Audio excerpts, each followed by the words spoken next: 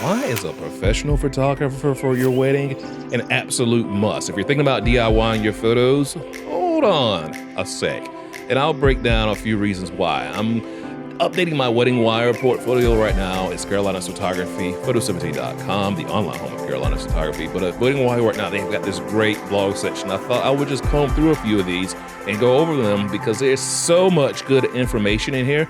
This is not a sponsored thing, but I am a vendor on their website, so I just wanted to pass this information along to you because they've got some brilliant information. And we're going to get into that today on the Carolina's Photography Podcast. Because I am Yeager from photo17.com, the online home of Carolina's Photography. If you have any questions about anything, just ask me. You can reach me through photo17.com, Carolina's Photography on Instagram, Carolina's Photo on Twitter, so many places.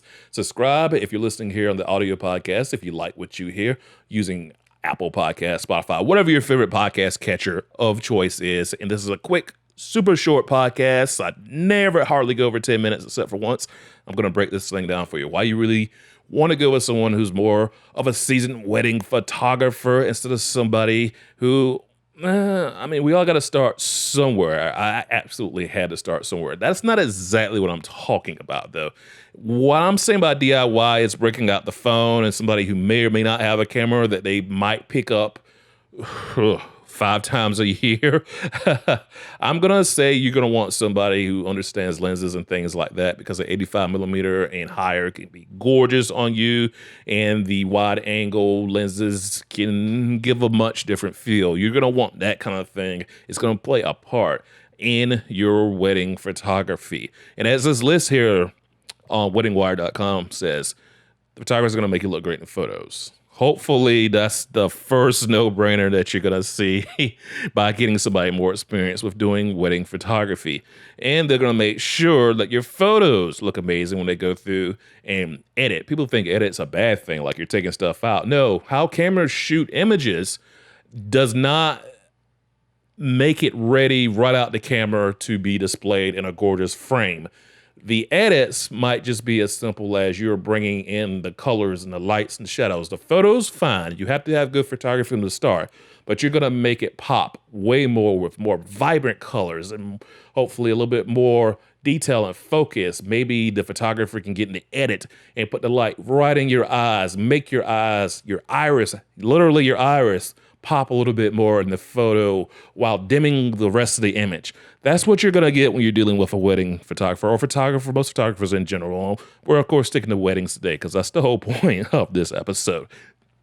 Hopefully, they'll make everybody comfortable. One of my things, I feel like I've almost come close to doing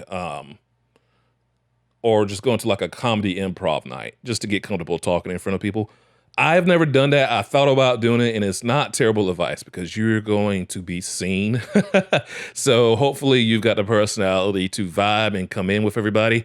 No hot button topics, even sports and how to cook things. But those on the hot button topic lists, but try to go in and be comfortable as a photographer. That's kind of the goal. You're going to be around everybody's family, so everybody's true colors are probably going to come out at some point. And you got to be able, hopefully, to comfort everyone. I've been in those situations where I've been told, do not photograph so-and-so. That's the ex's new person. It happens from time to time, and it's quite common. I don't even know if time and time's really the thing to say. Not every time, but that's not insane. And the flip side of that is being scarce, too, where you don't intrude on things. I just did an episode about getting those photojournalistic style photography shots. You get those by being more of a voyeur, out of the way, using long angle lenses and shooting and just capturing things that the bride and groom, there's just no way they would be able to see, given where they're standing or if they're just not even in the room at that time. That's what you want to do and try to accomplish by making yourself scarce, and everybody can cut loose a little bit more because they might not know that I've got the camera on silent mode and I'm just flipping away, getting shots of them, and it helps build out the timeline for you. As this page says, an organized photographer will ensure that your wedding runs on schedule. Very true. You're a bit wedding planner-y. That photographer really is like glue that can hold a lot together. or as I might call it, kind of a spider web. It can all bench off the still photographer.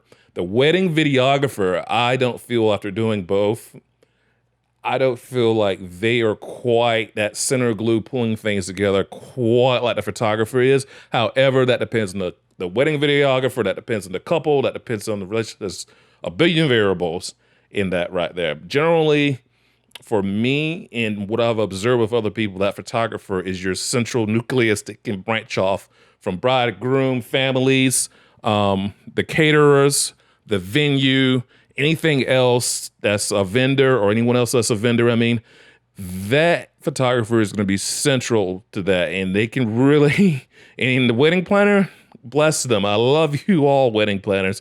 That photographer sometimes has to kick in there and really have some answers to questions on the wedding day. And as far as such as determining how long the couple's portrait is going to be, what time they're going to be, who we need for these photos, that's overlap there where the planner cannot do that. That is the photographer. They got to get in there, and they're going to have to be an enforcer on your wedding day. So that's one reason to have somebody who's experienced, and then not really even experienced, just a people person to try to help move this thing along and keep it all running on the rails. Like I said, they'll catch moments that you will miss in this process too, and they can cover up if there's any little flaws, like say it could be some weird shape holding the wall together.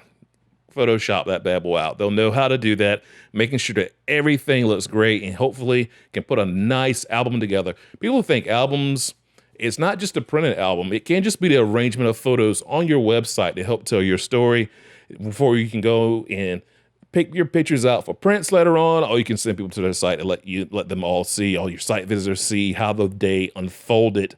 That kind of thing right there is very important. When I edit, I don't have a ton of duplicates, which is not a thing in the world wrong with duplicates, all right? But I will not have, like, say, a color and black and white side by side. I kind of force that choice, and this is not a 100% rule, and all rules in photography are made to be broken big time, but I don't do a ton of that. There's not very easy editing to fly through where even terrible ones are in there unless they just slip through, where that focus is a smidge soft.